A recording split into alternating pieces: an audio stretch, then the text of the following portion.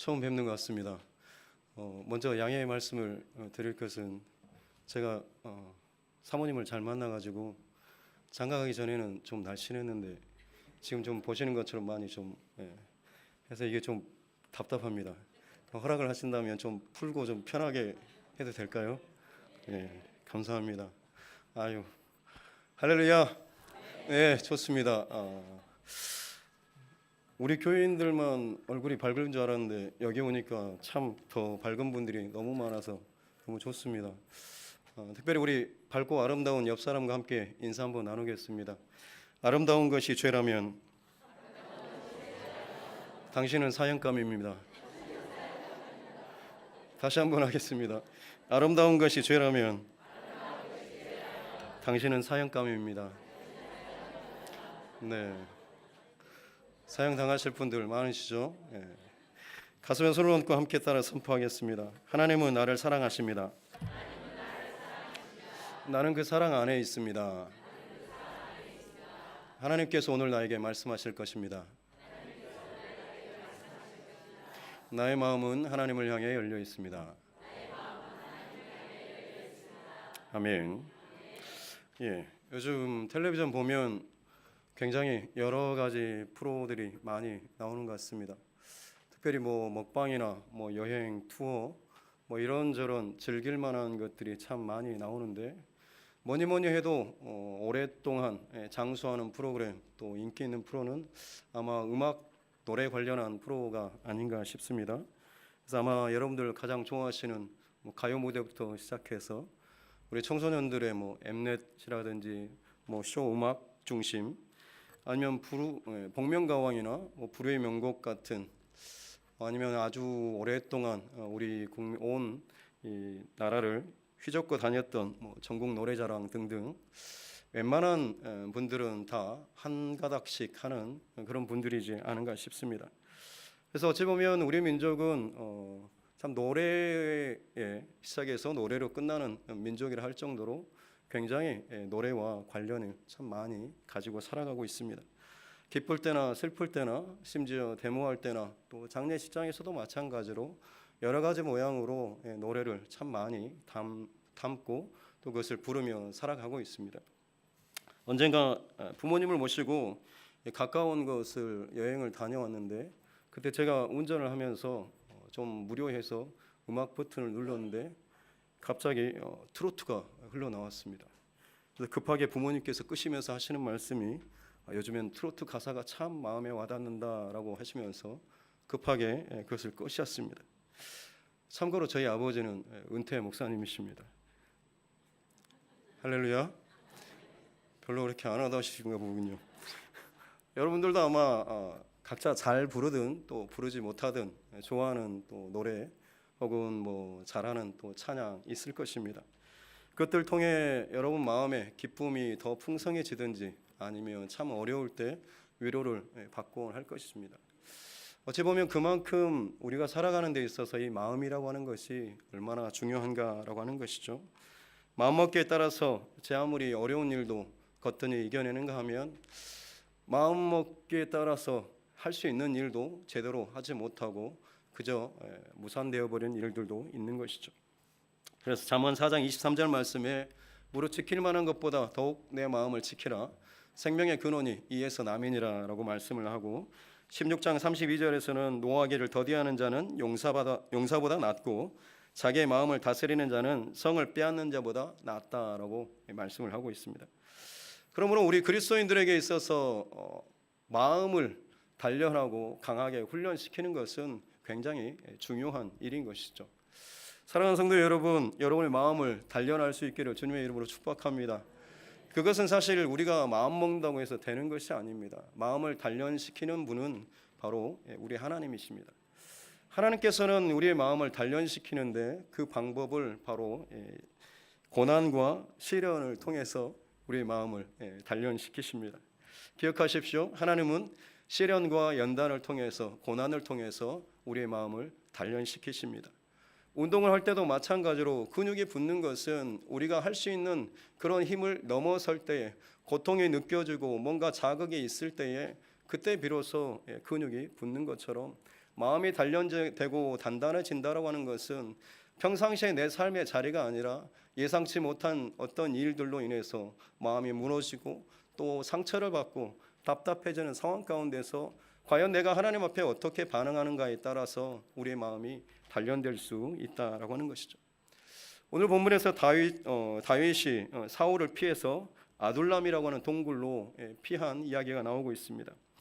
아둘람은 히브리어로 이 피난처 혹은 무덤이라고 하는 뜻입니다. 그렇습니다. 지금 다윗은 도망자 신세입니다. 특별히 죄를 지어서가 아니라 사실 다윗은 영웅이었죠. 골리앗을 넘어뜨려 이긴 영웅이었습니다.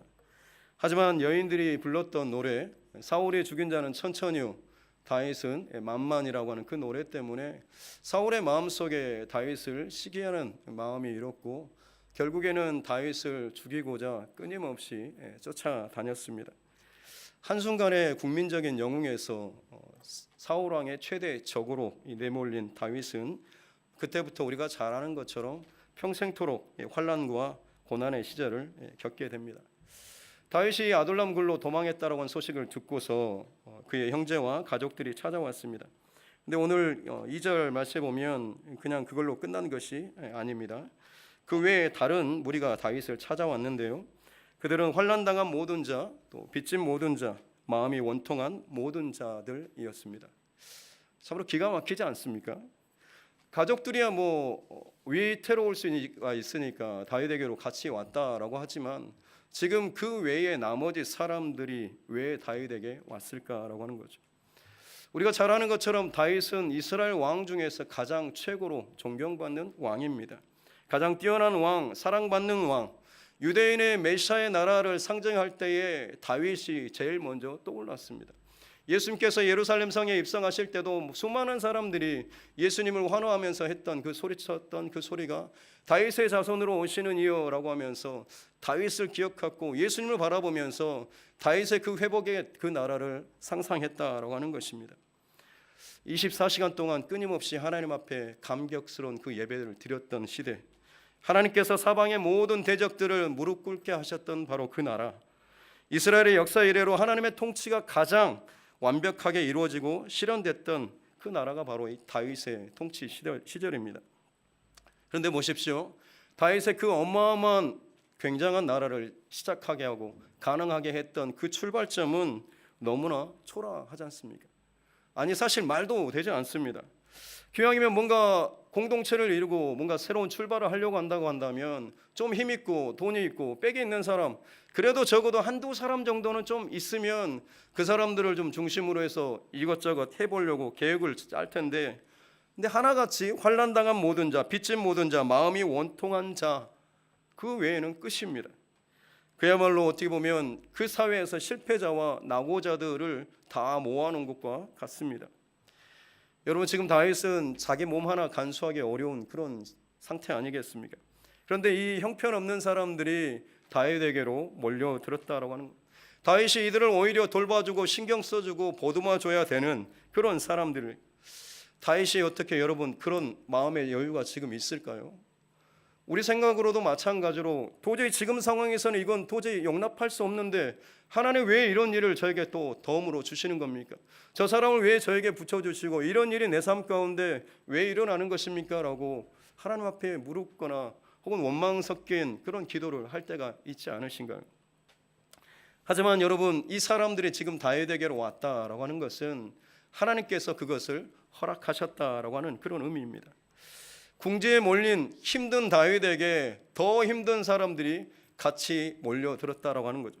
더군다나 400명이나 몰려들었습니다. 그렇다고 한다면 하나님께서 이 궁지에 몰린 다윗에게 또 이 많은 사람들을 붙이신 이유가 무엇일까요? 그 이유는 바로 해답의 실마리가 오늘 2절 중반절의 말씀에 보면 다윗이 그들의 우두머리가 되었다라고 하는 그런 내용이 나옵니다. 우두머리, 왕초, 대빵이라고 하는 그런 뜻이 있죠. 하지만 여러분 이 말은 그냥 단순히 다윗이 있기 때문에 그곳에 몰려들어서 사람들이 다윗을 우두머리로 세웠다, 단순한 그런 의미가 아닙니다. 이곳에 지금 모인 사람들 아까 뭡니까? 환난당한, 빚진, 억울한, 눌린 이 모든 사람들이 지금 모였지 않습니까? 상처받은 사람들이 모였을 때 얼마나 여러분 시끄러운지 아시죠? 더 상처받은 일, 마음의 작은 일에도 작은 소리에도 또 상처받은 것이 마찬가지로 지금 이 모인 사람들 아니겠습니까? 상상을 해보면 이 400명의 모인 이 공동체에 날마다 조용한 날이 없을 것입니다. 뭔가 하나만 일만 생기면 네가 나를 무시하는 거냐? 너는 얼마나 잘났으면 그러냐? 네가 나보다 나은 게 뭐냐? 하면서 티격태격 싸우지 않았겠습니까? 서로 상처받은 사람들이 모였을 경우에는 더 작은 상처에도 더 쉽게 상처받는 것이죠. 그런데 그 속에서 다윗이 우두머리로 인정받고 세워졌다라고 하는 것이죠.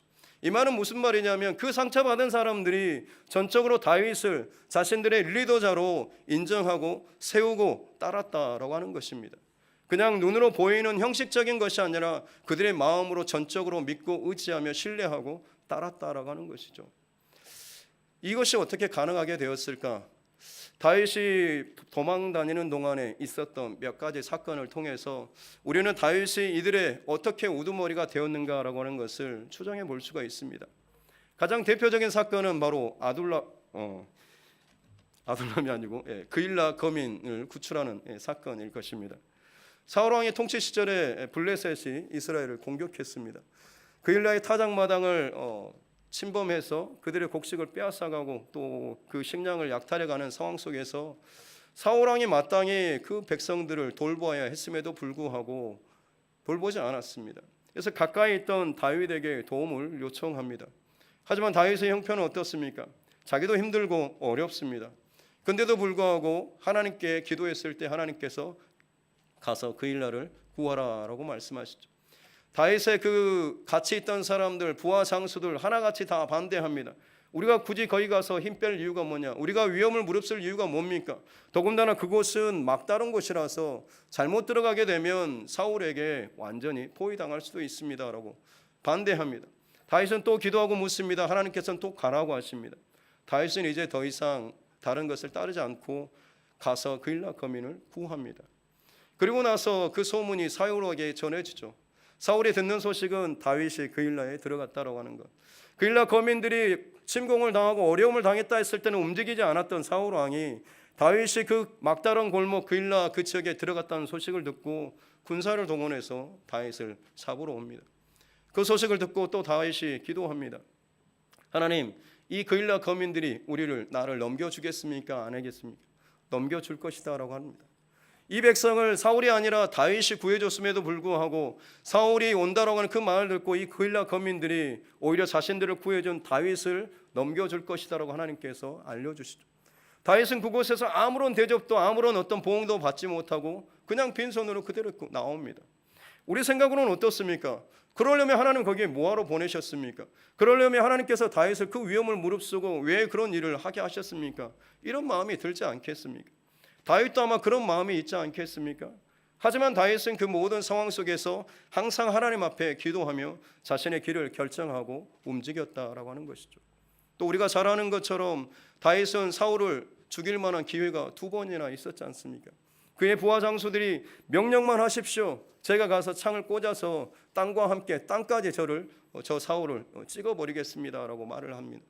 하지만 다윗은 그때마다 하나님의 기름 부음 받은 자를 내가 어떻게 그를 해야겠냐라고 하면서 하나님께서 하실 것이다 라고 맡기면서 자기는 자기의 길을 가는 것이 바로 이 다윗이었습니다.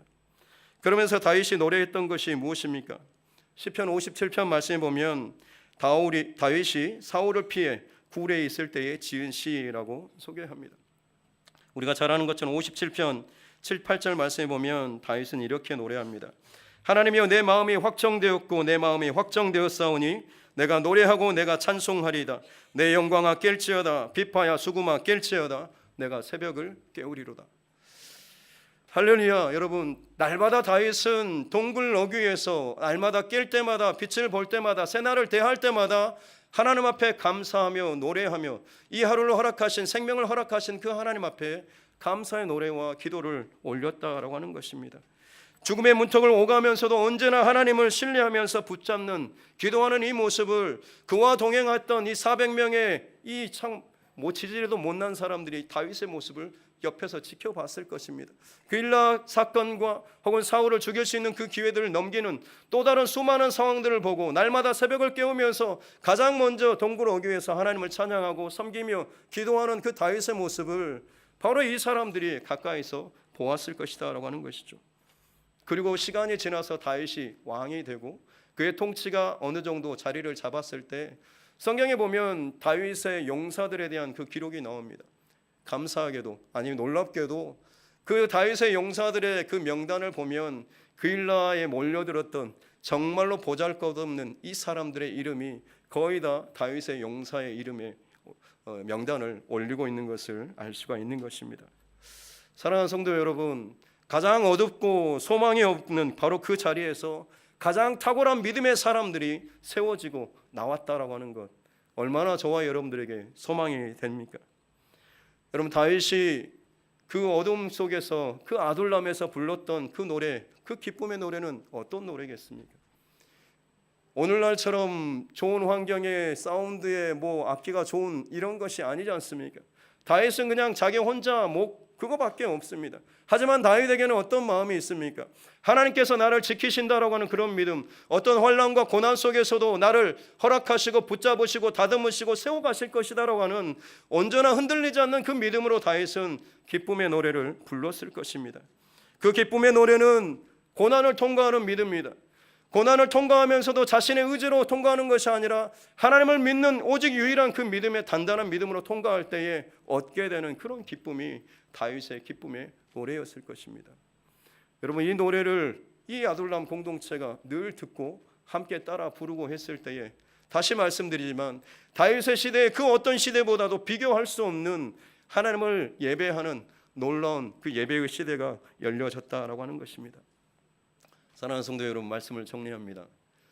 오늘 이 아둘람 어디와 닮아 있습니까? 예수님과 닮아 있지 않습니까?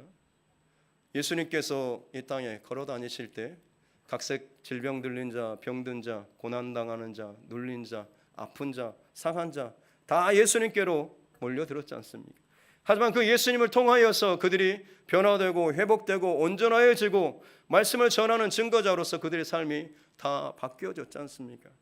무슨 말입니까? 예수님의 마음에는, 예수님의 중심에는, 예수님의 관심은 오직 하나, 하나님의 뜻이 이 땅 가운데 온전히 이루어지는 것 아니었습니까? 다윗도 마찬가지로 그에게 약속하시고 언약하셨던 그 하나님의 말씀이 분명하게 있었기 때문에 다윗은 환난과 어려움과 고난을 통과하면서도 흔들림 없이 기도로 찬송으로 그 길을 지나갈 수 있었고, 믿음의 거장으로 섰을 뿐만 아니라 믿음의 영웅들이 함께 일어나는 다윗의 놀라운 시대가 일어나게 되었다고 하는 것입니다. 한 사람의 하나님 앞에 온전히 믿음으로 뿌리를 세우고 뿌리를 둔 그 한 사람으로 말미암아서 그 공동체가 믿음의 공동체로, 그 나라가 믿음의 나라로 세워졌다고 하는 것이죠. 예수님으로 말미암아서 12 제자, 그리고 그들로 말미암아서 교회가 세워지고 교회로 말미암아서 온 세상의 복음으로 뒤집어지는 역사가 있었지 않습니까? 오늘 아둘람 공동체, 저와 여러분들에게도 분명히 있을 것입니다. 힘든 자리, 어려운 자리, 참 마음이 상처받는 자리, 여러분 그곳에서 여러분은 어떤 노래를 부르십니까? 그저 내 인생 슬프다, 어렵다, 참 구슬프다라고 하면서 인생을 한탄하는 그런 세상의 노래만을 부르시겠습니까? 다윗처럼 어렵지만 고난 가운데 있지만 약속하신 바를 반드시 이루시고 승리하시고 나를 통하여서 하나님의 뜻을 이 땅 가운데 이루실 그 하나님에 대한 온전한 믿음을 가지고 살아가는 저와 여러분 모두가 될 수 있기를 주님의 이름으로 축복합니다. 여러분을 통하여서 반드시 여러분이 속한 공동체, 교회, 가족뿐만 아니라 여전도에 마찬가지로 변화시켜 주실 것입니다. 다른 사람이 아니라 내가 온전하게 하나님 앞에 뿌리를 두고 말씀에 근거를 두고 말씀을 붙잡고 씨름하고 승리한다라고 한다면 반드시 하나님께서 아둘람 공동체가 아니라 또한 예수님의 그 제자 공동체가 아니라 더 새로운, 더 귀하게 쓰시는 하나님의 아름다운 공동체가 만들어지고 또 그곳에서 하나님을 노래하는 기쁨의 노래 부르는 저와 여러분 모두가 될 줄로 믿습니다. 기도하겠습니다.